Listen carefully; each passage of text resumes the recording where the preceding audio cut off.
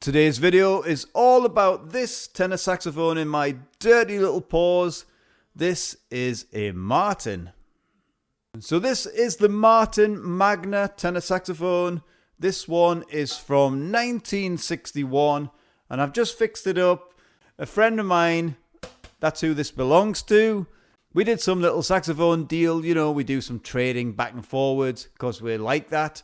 And part of the deal was, I said to him, I'll fix this up. And he said to me, yeah, no hurry. 1 year later, now it's done. So this belongs to a friend of mine. His first name is Mr. and his second name is Anders. So Mr. Anders, there's your tenor. Now, both Anders and myself have done loads of deals like trading backwards and forwards of gear because we're both, let's just say, saxophone degenerates. We both love loads of gear. We've got a crazy amount of saxophones between us and we end up swapping and trading and buying and, you know, that sort of thing that you do with your mates. So Anders is the proud owner of my former tenor, the Ginger Monster. But jokes apart, it was just a deal that we struck up between ourselves and it was all fine. But anyway, this thing is now finally done and it's pretty. So let's have a look around this tenor. I'm just going to sneak up on this Martin now. Look at this. Check out that lovely engraving. You can see there where it says the Martin. Elkhart, USA. Check that out. Look at that engraving. Isn't it really nice? It's very pretty. On the right hand stack you can see that the D key has this extension where your pearls on, so it makes your fingering a little bit more easier to do. Also a similar thing on your F key, that's sticking out a little bit more than I would say normal, so you've got this nice comfortable fingering on your right hand. There's your little C and your E flat keys there, and check out your wired key guard on your low E flat, that's quite nice. The thumb rest for your right hand is very nice as well because you can adjust that little screw that's in the middle and then you can take your thumb rest up or down to your heart's desire. You can go high or you can go low and it feels comfortable. So it's a great little touch that they have here with the thumb rest. I wish more saxophones had this because it just feels nice. It's good to adjust to the height. And normally you have like your F sharp key at the back, but this is of course one of them side facing F sharp keys right next to your right hand stack. Here we come, creeping around the corner at the left hand here, and there you go. You can see you've got this auxiliary F pearl key at the top, and then the spacing between your left hand fingers is actually pretty comfortable. Speaking about those palm keys, there they are. They're not to my taste. I'm just going to say it straight out. I find them a bit too close together and a little bit too clumsy. Some might like it, some might not. But that's okay. Hello, Mr. Octave Key. There you are. Look at that. I like the thumb rest. It's quirky looking and it feels really well. It does a great job actually. So we're just going to sneak up on the low B flat and B keys. You can see that nice, cool looking vintage key guard. So this funky looking key guard actually unscrews from 1, 2, 3, 4 different points. And that's really good when you're adjusting these sort of tenors. And on the main body of the key guard, this was actually smashed right into the body of the saxophone. I've done what I can to bring it out. It's not exactly the prettiest looking thing, but it's definitely more functioning and it's working a lot better than it was. And there's another little friend of mine, the Pinky Cluster. Look at that. You got your low B flat, B, C sharp and G sharp keys there. Check out the rollers there. Look at that. It's nice and compact and it doesn't feel too bad. So let's check out the neck. So you've got this big chunky screw at the front which holds the neck on. It's a very secure, tight fitting.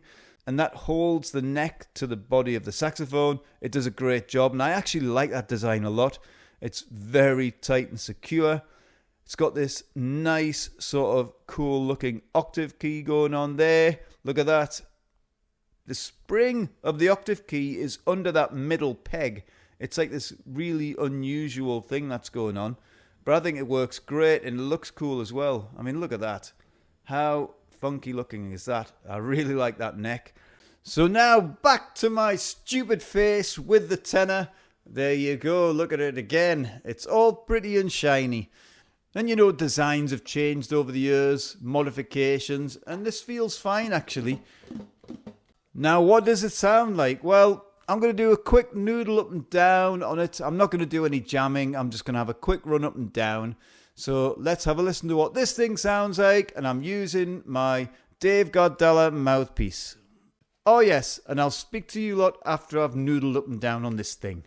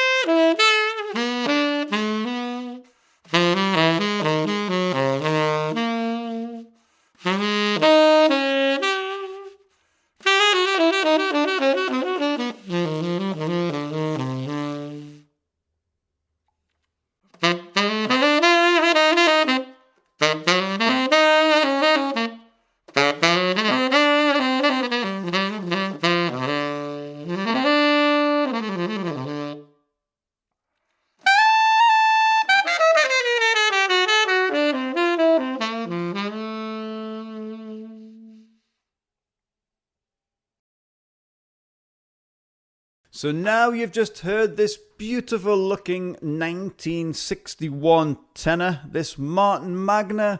It looks stunning, doesn't it? I just love these funky looking things like this. Quirkiness, weird stuff on saxophones. Yes, that's a thumbs up for me.